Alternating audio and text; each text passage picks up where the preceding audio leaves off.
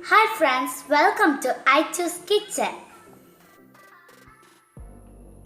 Hello അസ്സാം വലൈക്കും നമസ്കാരം. അപ്പോൾ ഇന്ന് ഞാൻ പഞ്ഞീന് വെച്ചിട്ട് ചമ്മന്തി ഉണ്ടാക്കുന്നതിൻ്റെ വീഡിയോ ആയിട്ടാണ് വന്നിട്ടുള്ളത്.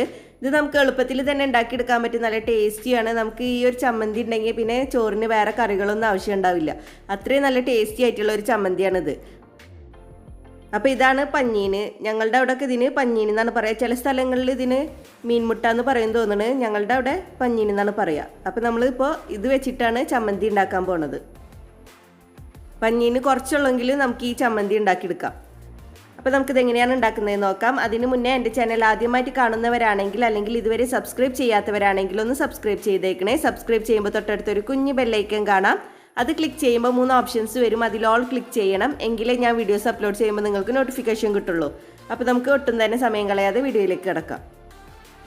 അപ്പോൾ ഇതെനിക്ക് 1 കിലോ ചാളയുടെ ഉള്ളിൽ നിന്ന് കിട്ടിയിട്ടുള്ള പഞ്ഞീനാണ്.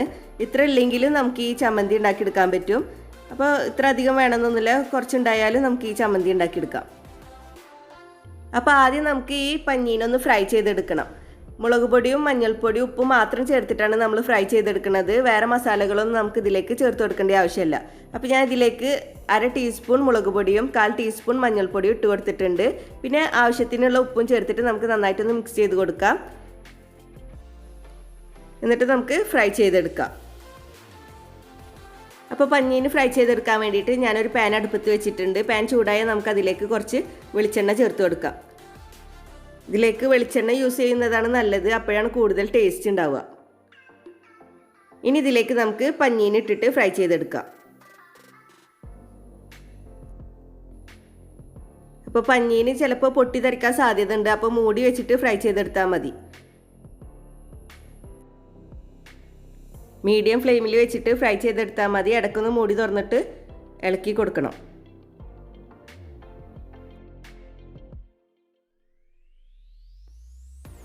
അപ്പം നമ്മുടെ പഞ്ഞീന് ഫ്രൈ ആയിട്ടുണ്ട്. നമുക്കിതിൽ നിന്ന് എടുത്തിട്ട് വേറൊരു പാത്രത്തിലേക്ക് മാറ്റാം.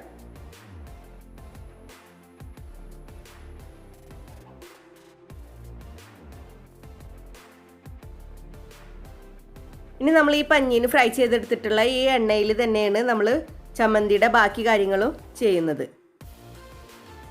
വെളിച്ചെണ്ണ കുറവുണ്ടെങ്കിൽ നിങ്ങൾക്ക് ചേർത്ത് കൊടുക്കാം. അപ്പോൾ എനിക്ക് പാകത്തിനുള്ള വെളിച്ചെണ്ണ ഇതിലുണ്ട്, അതുകൊണ്ട് ഞാൻ ചേർത്ത് കൊടുക്കണില്ല. ഇതിലേക്ക് ഞാൻ 1/2 ടീസ്പൂൺ കടുകാണ് ഇട്ട് കൊടുത്തിട്ടുള്ളത്. കടുകൊന്ന് പൊട്ടി വന്നാൽ നമുക്ക് ഇതിലേക്ക് സവാള ചേർത്ത് കൊടുക്കാം.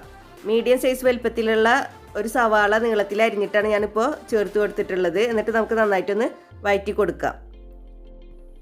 സവാള വഴന്ന് സോഫ്റ്റായി വരുന്നത് വരെ നമുക്ക് വഴറ്റി കൊടുക്കാം. ഇനി ഇതിലേക്ക് നമുക്ക് പച്ചമുളക് ചേർത്ത് കൊടുക്കാം. ഞാനിപ്പോൾ ഒരു വലിയ പച്ചമുളക് നടു കീറിയിട്ട് 2ആയി മുറിച്ചിട്ടാണ് ഇട്ട് കൊടുക്കുന്നത്. ചെറിയ പച്ചമുളകാണെങ്കിൽ 2 ഇട്ട് കൊടുക്കാം. ഇനി ഇതിലേക്ക് ഞാനൊരു മീഡിയം സൈസ് വലുപ്പത്തിലുള്ള തക്കാളി ഇതുപോലെ അരിഞ്ഞിട്ടാണ് ചേർത്ത് കൊടുക്കുന്നത്. എന്നിട്ട് അതും നമുക്ക് വഴറ്റി കൊടുക്കാം.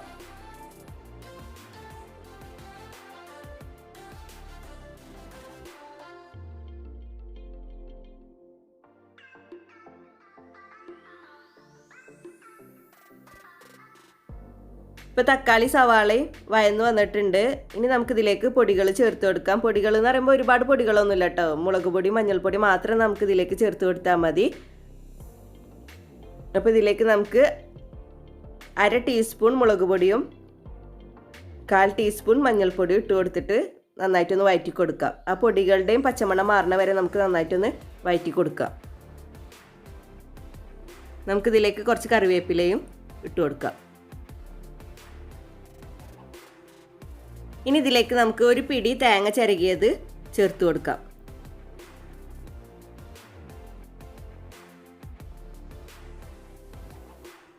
എന്നിട്ട് നമുക്ക് ഇതൊരു 2 മിനിറ്റ് നന്നായിട്ടൊന്ന് വഴറ്റി കൊടുക്കാം.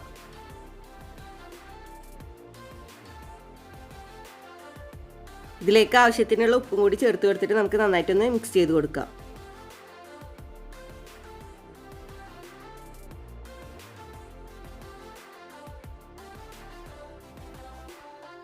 ഇനി നമുക്കിതിലേക്ക് നമ്മൾ ഫ്രൈ ചെയ്ത് വെച്ചിട്ടുള്ള പഞ്ഞീനെ ചേർത്ത് കൊടുത്തിട്ട് മിക്സ് ചെയ്ത് കൊടുക്കാം. പഞ്ഞീന് ചേർത്തതിന് ശേഷം ഒരു 2 മിനിറ്റും കൂടിയും നന്നായി ഇളക്കി കൊടുത്തതിന് ശേഷം നമുക്ക് ഫ്ലെയിം ഓഫ് ചെയ്യാം.